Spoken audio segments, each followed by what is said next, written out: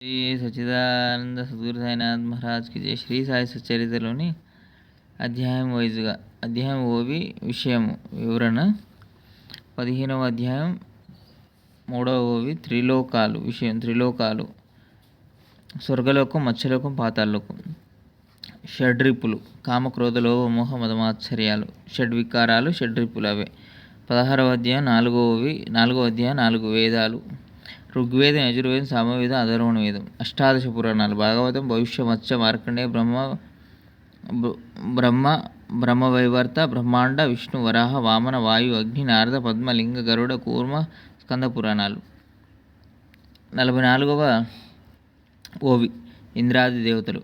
ఇంద్రుడు, అగ్ని, యముడు, నిరుతి, వరుణుడు, వాయువు, కుబేరుడు, ఈశానుడు. పంచకర్మేంద్రియాలు. వాక్కు, వాణి, పాద, పాయు, ఉపస్థేంద్రియాలు. పంచ జ్ఞానేంద్రియాలు. చర్మం, కన్ను, చెవి, నాలుక, ముక్కు.